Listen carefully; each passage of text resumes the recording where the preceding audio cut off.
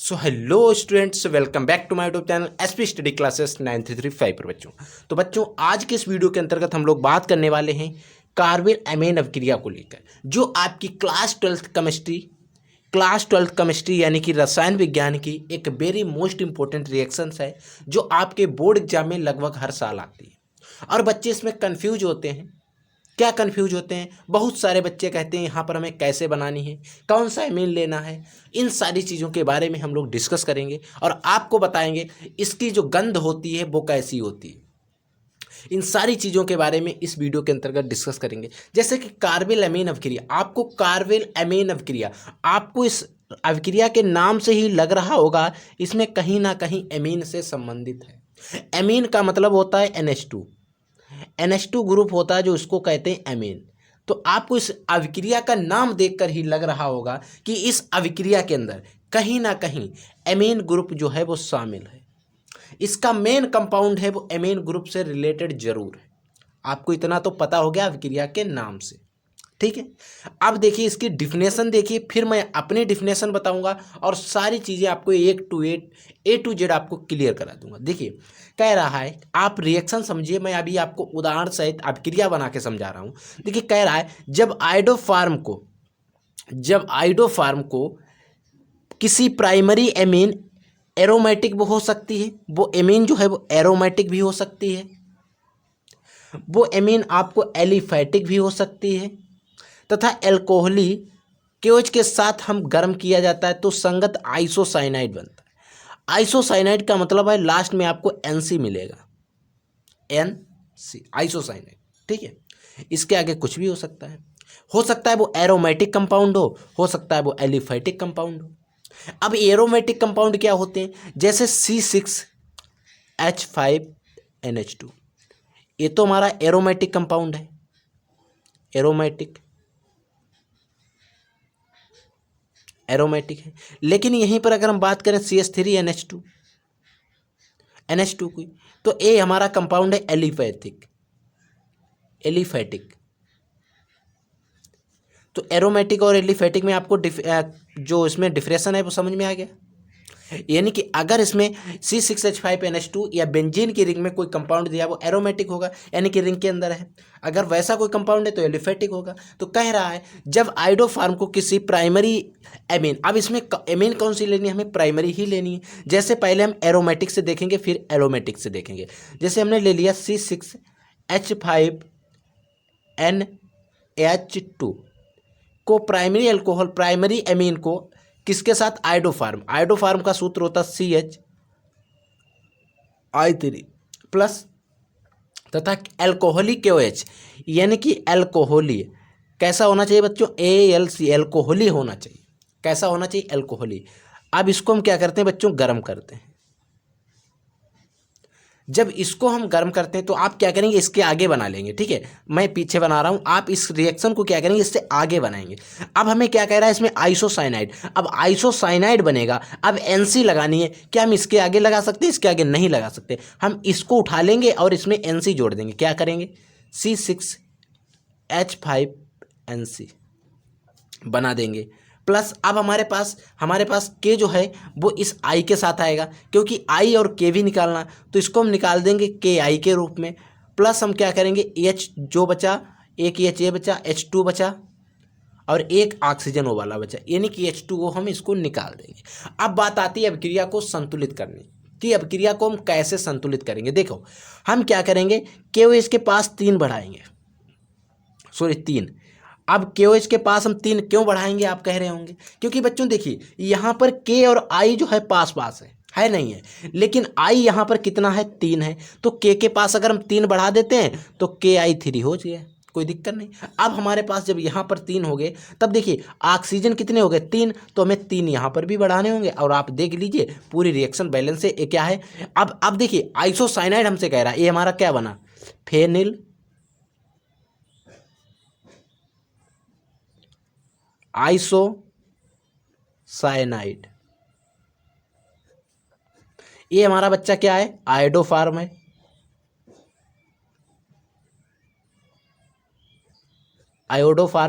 ये क्या है? ये क्या बच्चों? एनिलीन इसको कहेंगे। क्या कहेंगे बच्चों, एरोमेटिक कंपाउंड है, या इसको हम सीधे कह सकते हैं 1 डिग्री एरोमेटिक एमीन।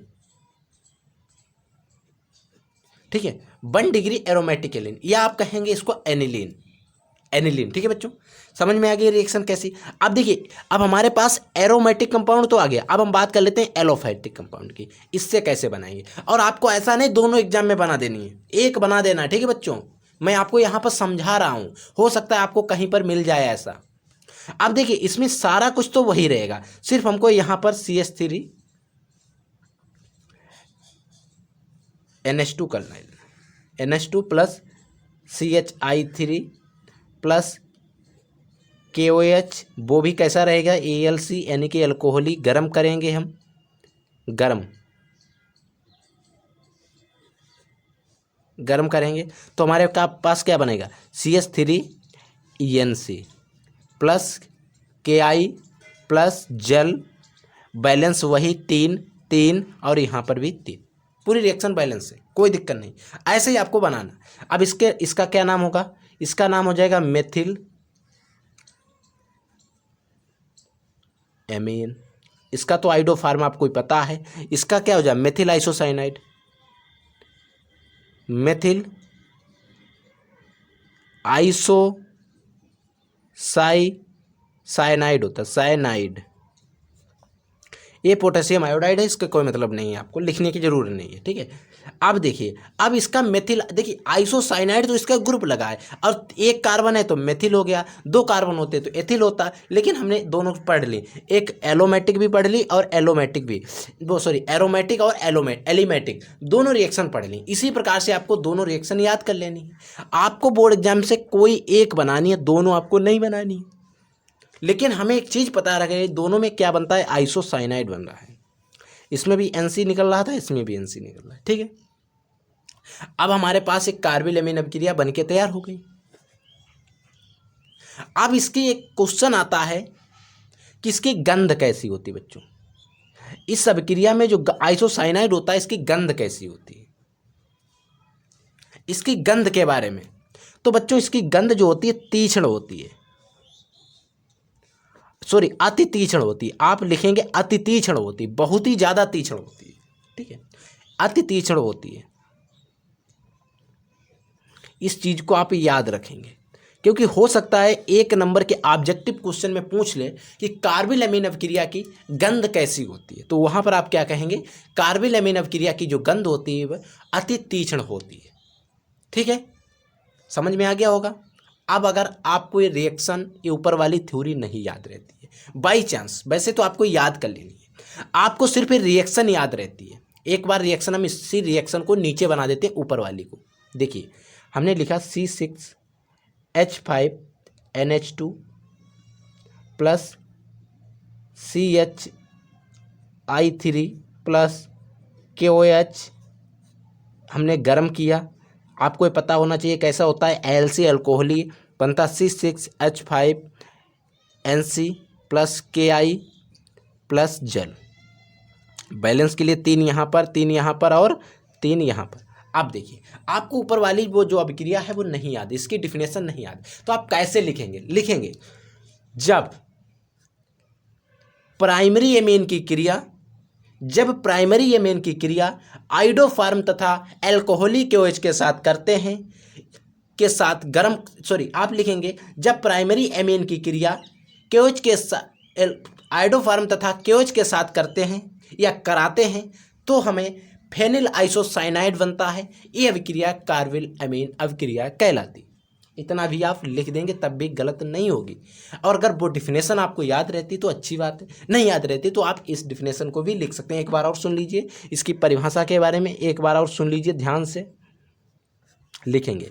जब प्राइमरी एमीन की अभिक्रिया आइडोफार्म तथा एल्कोहलिक KOH के साथ कराते हैं तो फेनिल आइसोसाइनाइड बनता है। ये अभिक्रिया हमारी कार्बिल एमीन अभिक्रिया कहलाती है। ठीक है, समझ में आ गया। अब देखिए बच्चों, एक चीज़ आप देख लीजिए, हाँ ANH2Cl। अब देखिए C6H5, हो सकता है रिएक्शन कभी आपको ऐसे भी मिल जाए तो आपको कन्फ्यूज नहीं होना है, आप डरेंगे नहीं। हो सकता है जो NH2 जो है इसके ऊपर मिल जाए, यहाँ पर NH2 plus CHI3 plus KOH जब गर्म करेंगे तो हमारा कुछ इस प्रकार से कंपाउंड बनता है। बेंजीन की बच्चों रिंग होती है।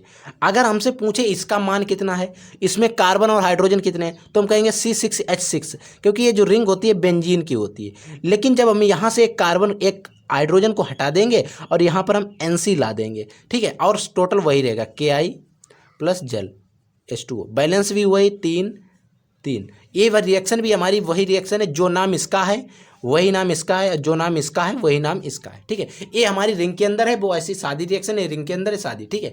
ऐसे आपको याद कर लेना है। आपको ऐसा नहीं कंफ्यूज हो गए होंगे, ऐसा नहीं, मैंने आपको बता दिया, हो सकता है बुकों में ऐसे मिल जाए तो आप कंफ्यूज हो जाएंगे। ऐसा नहीं करना है बच्चों, आपको याद रखनी है, ठीक है। तो आई होप कार्बोलेमिन अभिक्रिया आपको अच्छे तरीके से समझ में आ गई होगी। अगर आपको वीडियो पसंद आया हो तो वीडियो को लाइक कर देना, अगर चैनल पर नए तो चैनल को सब्सक्राइब कर देना, और आप हमें कमेंट करके बताइए आपका क्या डाउट है। आपका किसी भी टॉपिक से रिलेटेड अगर कोई भी डाउट रहता है तो आप हमें कमेंट बॉक्स में कमेंट करके बता सकते हैं। उस डाउट का सॉल्यूशन आपको 100% सिक्योर मिलेगा, ठीक है। तो जय हिंद, वंदे मातरम।